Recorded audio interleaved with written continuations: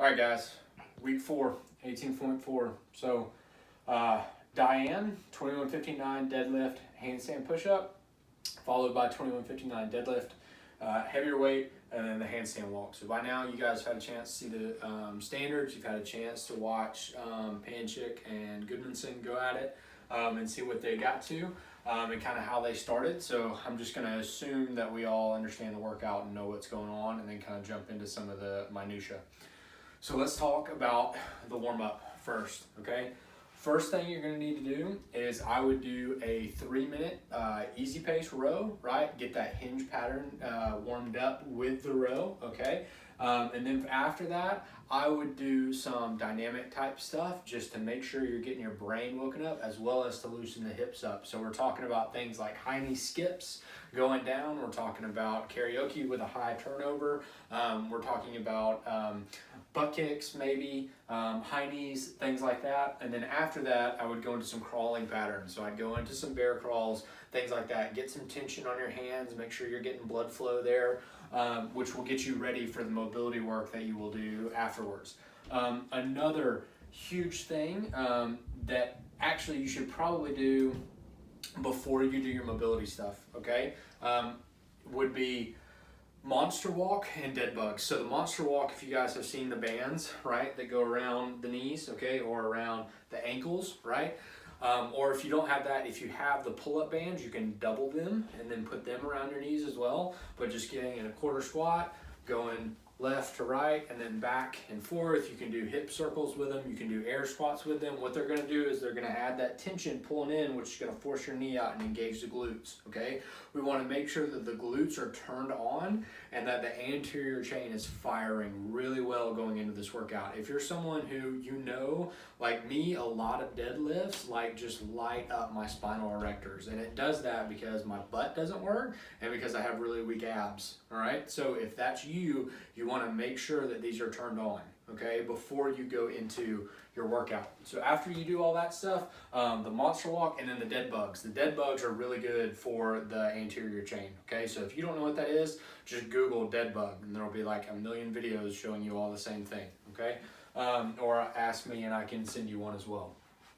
After that, we want to make sure that we do a lot of mobility work. We want to open up the pec, we want to open up the tricep, we want to open up the lat, same thing that we've been doing for most of these weeks, right? You really want to make sure that you have the ability to open up and to extend and to get long, okay, as long as you can. With the standard, the way that it is, it's really not taking into account, I mean, it does take into account your body height, but not so much like where your hands go. The more important thing now is that you can get as much range of motion out of your body as possible. So if you're tight and stiff, right, that's less range of motion that you have to be able to hit that standard with your heel getting up over the line.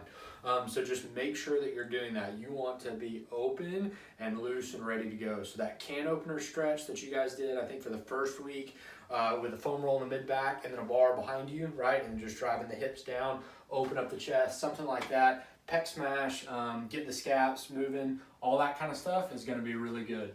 So that's your warm-up, okay, and then we go into a prep. So your prep for this, we want to prime the CNS real quick, all right? So what I would do is I would build up to a moderately tough 3-rep deadlift, right? Nothing crazy, okay? But I personally would want to feel something more than 315 going into this workout, right? So for me, you know, I'm going to go about 30 to 50 pounds heavier than that. Just do a quick 3-rep, right? And then I know I'm good to go for the deadlifts, okay? I know I can handle the weight. I've warmed up. Everything's turned on and we're going. After you do your moderate 3-rep, you want to do 1 to 2 sets, okay? Come here and see if you can get this right here.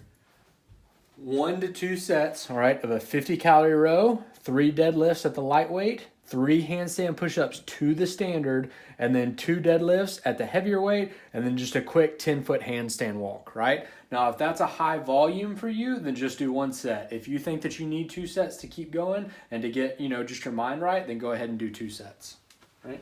So that can be your warm-up, all right? But that will give you a chance to drill in the movement pattern, get comfortable with how it's going to feel going from handstand push-ups into handstand walks. There's going to be no surprises, and that's what we want, okay?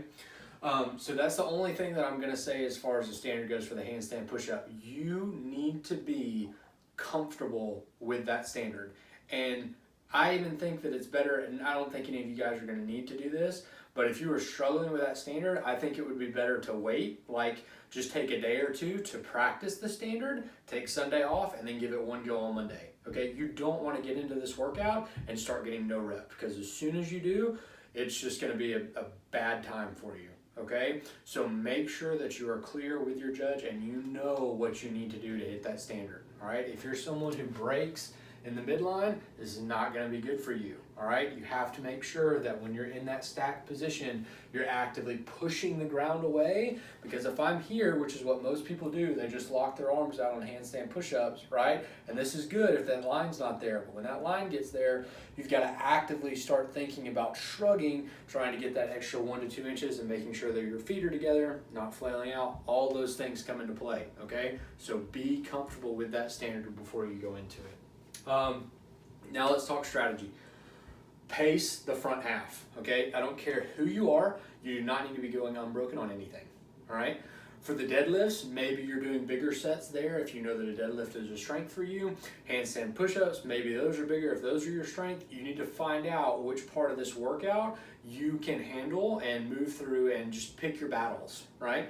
If you think that you're gonna get to the 315, 205 bar in the handstand walk, which I believe all of you will, right? This right here is where the workout is won or lost, all right? And what you need to do is you need to make sure that you've paced from here, that you have enough in the tank that when you get to here, you can knock out big chunks on these deadlifts, all right? If you can keep with, sets of 5, sets of 6, whatever it may be as you go and not have to go to singles or anything like that and be able to get on that handstand walk, this is gonna be where you can make up a ton of ground and where you can really make a good push, all right? So that's for that part. Just little things, I would chalk where your hands go, right? So get set up in your handstand push-up, make sure you know where your hands need to be for your feet to get over that line, and then mark just like a little boundary for your hands so that you know every time you go up, that's where they need to go. Next thing would just be a real tight setup, okay? So my deadlift bar is right here, I'm turning right around, then I'm going to the handstand push-ups, all right? There's no need to have any added time just with stuff being spaced out, okay? So make sure that you have a real tight setup. I would stay steady on the handstand push-ups. So here's what you need to think about. I would rather you do shorter sets, okay, where they can be steady and controlled every time with you giving that extra little 2-second lockout at the top, as opposed to you trying to do bigger chunks and thinking that you can go faster, all right?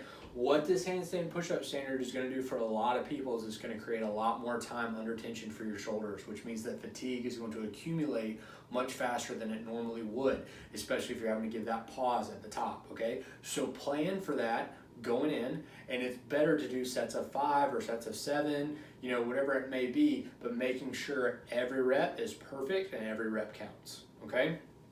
So steady on the handstand push-ups.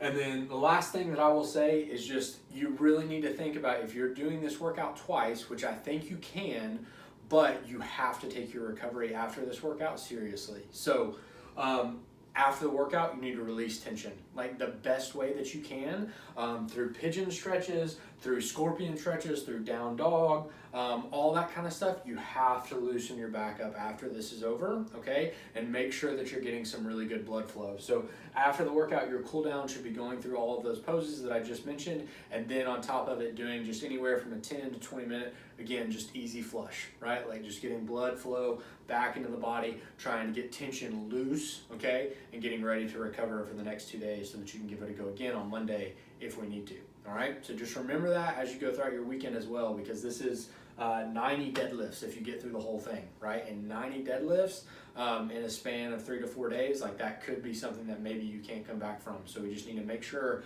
that we try to make it count on the first attempt, all right? I can't think of anything else right now. If I do, I will let you guys know. But if you have questions, please, like specific pacing, anything like that, let me know. All right, this is week 4. Everyone else is going to slow down, and we're going to get faster. So here we go.